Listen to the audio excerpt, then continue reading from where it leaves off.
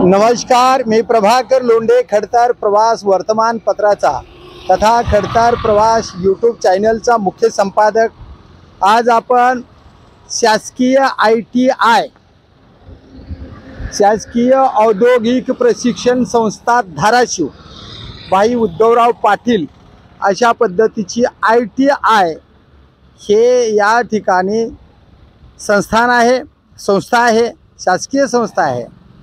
हा जो रोड आहे हा तुळजापूरहून येणारा, या पुलाच्या बाजूने पुलाच्या खालून येणारा हा रोड हा छत्रपती संभाजी नगरकडे जातो। पूर्वीचा औरंगाबाद आणि आताच छत्रपती संभाजी नगर या ठिकाणी सोलापूर ते छत्रपती संभाजी नगरकडे जाणारा हा महामार्ग आहे। या महामार्गावर आपण हे वास्तव चित्र दाखवणार आहेत। हा जो पोल आहे, हा पोल किती वाकला गेलाय आणि मध्य ठिकाणी आहे, रोडच्या मध्य ठिकाणी असणारा हा पोल, हा रोडच्या मध्य ठिकाणी असणारा पोल आहे। आणि हे पोल या लाईन डेपू सहित पूर्ण वाकलेले आहेत। या ठिकाणी बरेचसे ॲक्सिडेंट झालेले आहेत आणि बरेचसे ॲक्सिडेंटमध्ये काही लोक अपघातामध्ये मृत्यू पावलेले आहेत। खऱ्या नियमानं आपल्याला हा पोल या ठिकाणी म्हणजे या लाईनला, हे जी लाईन आहे, लाईन दाखवते, या पोलची जी लाईन आहे या लाईनच्या नियमाप्रमाणे हे पोल गेला पाहिजेत, पण तशा पद्धतीनं हा पोल गेलेला नाही। हा पोल रोडच्या मध्य ठिकाणी आहे, वाकलाय आणि वाकल्यामुळे हा रोड हे पोल वाकलाय, हे गाड्याच्या धडकेने आणि इथं ॲक्सिडेंट झालेत बरेचसे, असं या भागातील लोकांचं मत आहे। या ठिकाणी एक चांगला समाजसेवक आपल्या सोबत आहेत। काय नेमकं कशा पद्धतीने झालं?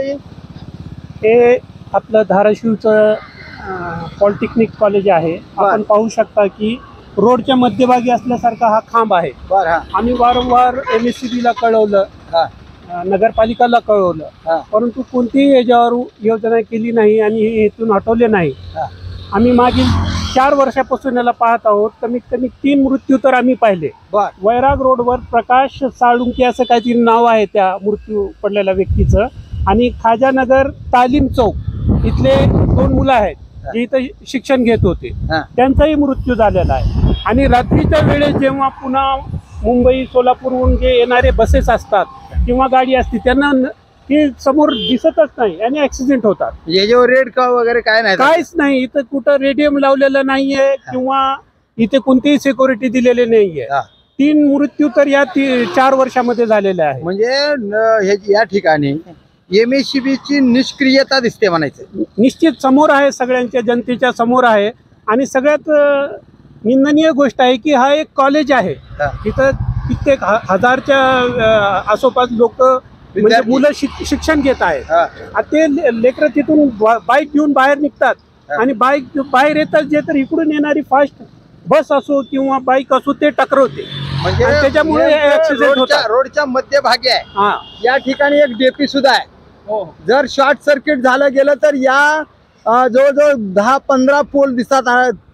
मला वाटते तुळजापूर नाक्यापर्यंत हे पोल वाकलेले आहेत। ते पोल वाकलेले दाखव, हे पोल वाकलेले आहेत, म्हणजे या ठिकाणी MSCB ची निष्क्रियता आहे। आता जर एखादा अपघात झाला तर MSCB ला काय जबाबदार धरावं लागेल? त्यांच्यावर केस करायला पाहिजे। 302 जे मृत्यू पडत आहेत मृत्यूचं केसच त्यांच्यावर दाखल करायला पाहिजे, बरोबर, जेणेकरून ते जागतील। बरोबर, इतकं मोठं समोर सगळ्यांच्या समोर नजर येत आहे, मृत्यू होत आहेत आणि किती मृत्यूचं वाट पाहिजे आणि किती वेट करायचं, आणि प्रशासनाला एवढी मोठी गोष्ट नजर येत नाही का? पुढे गेले तर आयुर्वेदिक कॉलेज आहेत, वेगळ्या वेगळ्या जिल्ह्यातून वेगळ्या वेगळ्या ठिकाणातून आपल्या शहरामध्ये आयुर्वेदिक कॉलेज करता, डॉक्टर बनण्याकरता लेकरं येतात। इथं तंत्रनिकेतन आहे, शासकीय औद्योगिक प्रशिक्षण संस्था धाराशिव, हे सगळं समोर असून सुद्धा प्रशासन जागत कसं नाही? 3 मृत्यू तर मी स्वतः पाहिले।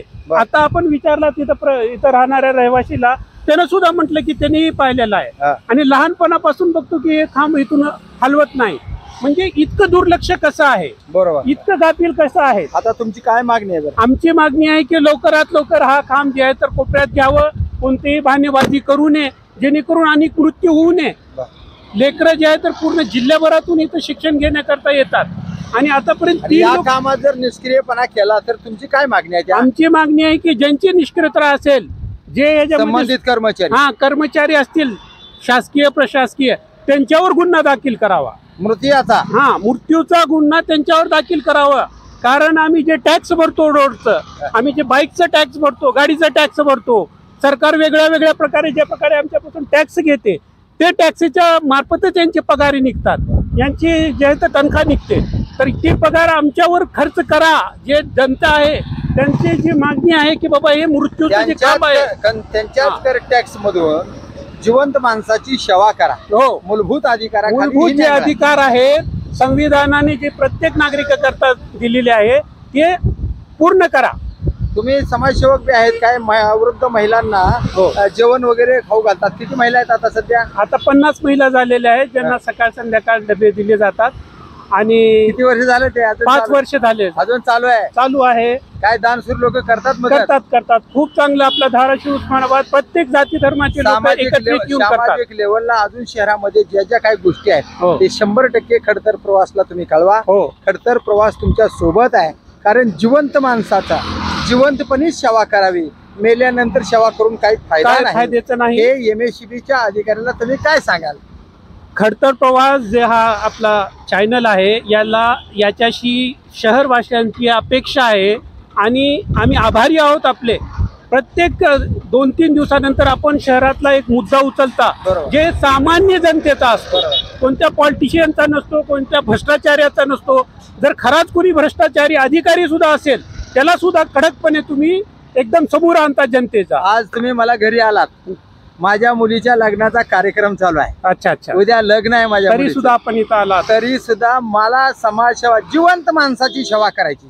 आणि खडतर प्रवास YouTube चॅनल अडचणीतल्या, संकटातल्या आणि शहराच्या सुखादुखामध्ये कायम स्वरूपी सहभाग झाणार आहे. मग ते खड्डे असतील, रोड चांगला नसेल, ते कचरा डेपो असेल, असे विविध मुद्दे खडतर प्रवास YouTube चॅनलनं उचललेले आहेत. अजूनही तुम्ही आम्हाला फक्त आव्हान करा, आम्हाला सूचना करा. खडतर प्रवास आपल्या सोबत आहे. आपल्या सोबत काय नाव तुमचं साहेब? माझं नाव सय्यद बिलाल आहे. हे सय्यद बिलाल सर आहेत, समाजसेवक आहेत, अत्यंत चांगल्या पद्धतीने काम करतात. वृद्ध असलेल्या महिलाला, ज्याला निराधार आहेत अशा लोकांना हे जेवण मोफत देतात. 2 टाइम जेवण देतात. सणासुदीला गोड जेवण असतंय. सिव्हिल हॉस्पिटलला सुद्धा जेवण असतं. शहरामध्ये सातत्याने हे फिरायलेले असतात. जिथं काय अडचण दिसते तिथं ते पोचलेले असतात. असाच हा पोल वाकलेला त्यांना आयुर्वेदिक हॉस्पिटलकडे जात असताना त्यांना दिसला. तात्काळ माझ्या घरी आले. लग्नाचा कार्यक्रम चालू असताना पूर्ण वेळ बाजूला सोडून लग्नाचा या जिवंत माणसासाठी वेळ द्यावा हे माझ्या मनात भावलं. आणि म्हणून खडतर प्रवास YouTube चॅनलच्या वतीने हा पोल, वाकलेले पोल मी दाखवत आहे. MSCBला आव्हान आहे खडतर प्रवास YouTube चॅनलचं, अगर तुम्ही हे पोल नाही काढले गेले तर इथं उद्या जर अपघात झाला, एखादा माणूस दगावला गेला तर तुमच्यावर 302चे गुन्हे नोंद करण्यासाठी YouTube चॅनल कधीही कमी पडणार नाही. तुमच्या पाठीमागे हात देऊन लागणार. जोपर्यंत समाजाला न्याय मिळत नाही, तुम्हाला अवाढव्य पगारी आहेत.